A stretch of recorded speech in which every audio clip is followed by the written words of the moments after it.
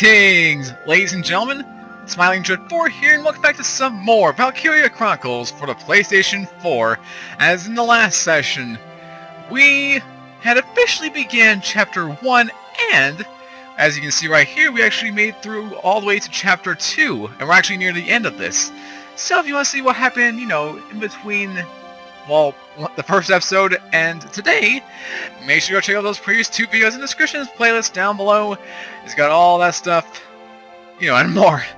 I don't know what else to say. But anyway, today, looks like I'll be completing Chapter 2 and moving on to Chapter 3, and who knows what can happen here. I mean, I've got a rough idea, but I don't want to look too deep into it. And also, I'm very, what's the word? Well, basically, I'm planning on doing a lot more this session around than last time, because last time I was only able to go for about an hour-ish, and I split those into two videos, one per each day. But that's not how I like to roll. I like to have at least two videos a day, and then, contemplate it on having more should things come up. You know how it is. Anyway, I think I've blabbered on long enough. Time for Chapter 2, the final thing, with home at our backs. Let's see what's to come.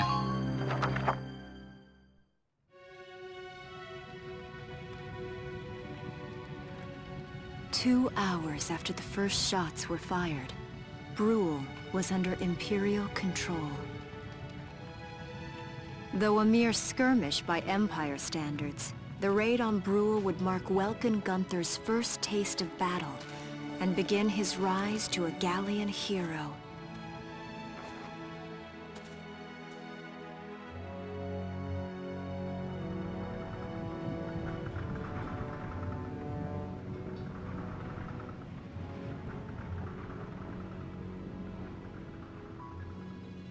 Alicia. I thought I would be ready for this. I knew war meant this might happen. It hurts. Seeing my town overrun like this, seeing all those people killed, it's just not right. How could all this happen? It isn't human, Welkin.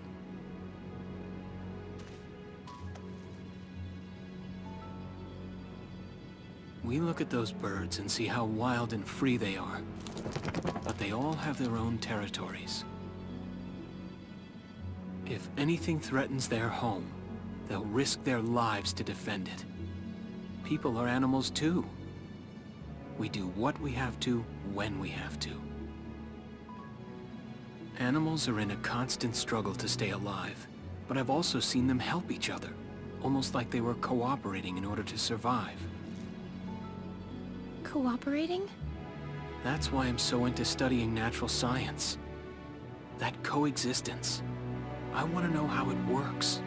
If we could figure that out, mankind could put it to use for our own survival.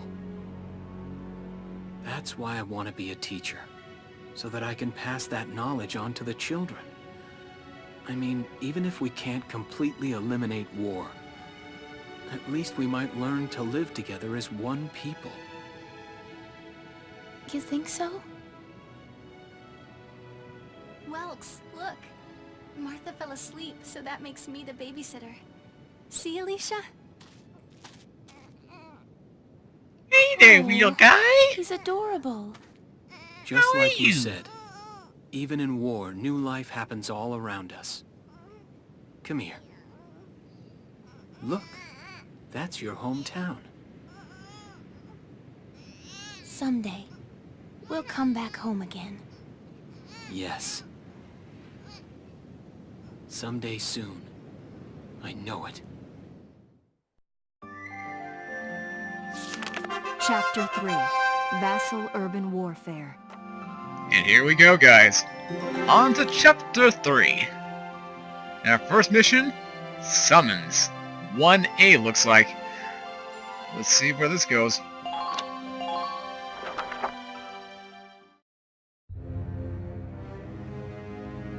In March of 1935, the Empire began its invasion across Gallia's eastern border.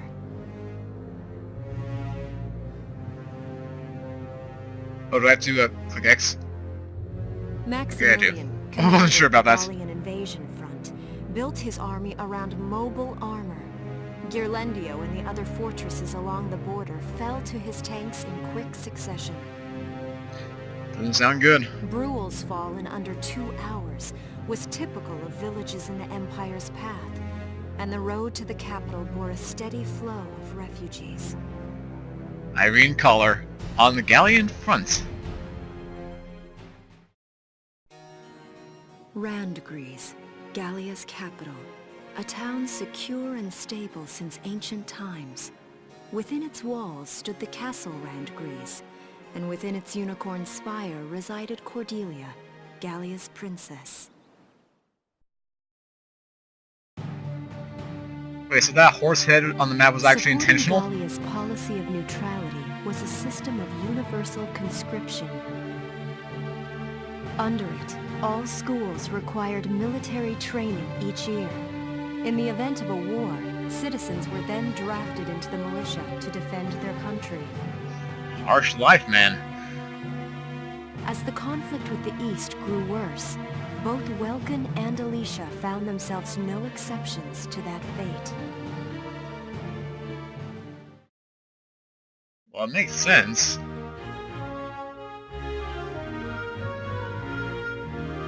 So these are my new digs. Oh, my uniform. I should get changed before reporting in. Better get ready now.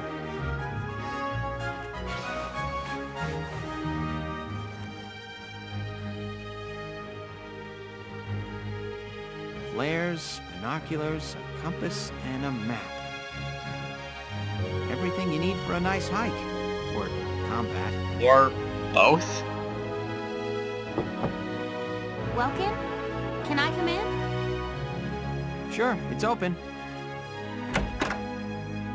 Oh, you're already changed too. Let's see. Not bad, not bad. You look good, actually. So, how about me? Do I look alright in this? Convincing? Well, let me see. I can't see the full model. Let's take a look. Come on. Yeah, you look fine. You wear it like a pro. Well, it's Welkin agrees and I agree, I guess. Not that I can see much, but hey. Really? You're not just saying that? Well, I technically am, because I had no way to. Of course not. You look tough. I like it. Oh, good. I was worried it looked kind of silly. No way. That plating on the back, it's like a coleopterate exoskeleton. Beetle-tastic. What? Coleopterid exoskeleton. I obviously know what an exoskeleton is, but a coleopterid. Well, he's calling it beetle-tastic. Is this supposed to represent a bug's spine, or... The references people make in games, I swear. Colio what? And did you just say beetle? See, Alicia agrees with me. She's even wondering what I... what... It's flying over both our heads, jeez. Welkin? What kind of girl wants to hear that she looks like a bug? Well, that's not why I'd be mad. I'd be mad because you don't understand what the heck he's saying. Huh? Not just any bug. A rhinoceros beetle. King of the insects. Who wouldn't want that? I can actually think of a lot of people. A lot of boys, actually, ironically enough. I guess I'll just try to take that as a very Welkin sort of compliment. I guess so. Tell me about that scarf. You've been wearing it since I met you. Oh, this? It's part of my uniform from the bakery. Is that right? I don't want to forget the time I spent busting my buns baking. I plan to keep wearing it until I can get back to manning the ovens again. Huh. That's great. Once you do, I'll be first in line to get some of that bread. Delicious bread. Is that a promise? Well, I'll be sure to have plenty of it ready and waiting for you. Absolutely. Hey, if you're ready, we should probably go see the captain now. Alright then. So that was... something else. Well, actually, one thing I want to do before we go into this one, I'm not sure if it was just you guys, but, let's see. Where is it? Background music, okay. This seemed to be overwhelming the actual dialogue, and, I'd like to be able to hear things. The volume levels for movie sequences cannot be changed. I hope that's not going to be a bad thing. Sound effects volume. I'm hoping that's good. Let's see where that goes then. Oh, right. It's got the actual system save thing. Okay then.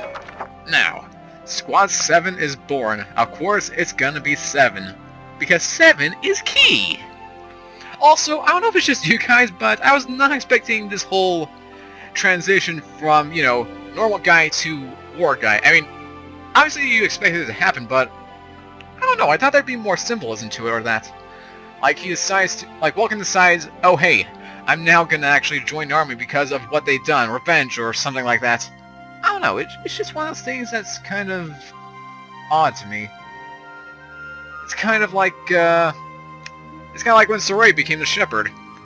You were expecting it to happen, but it was so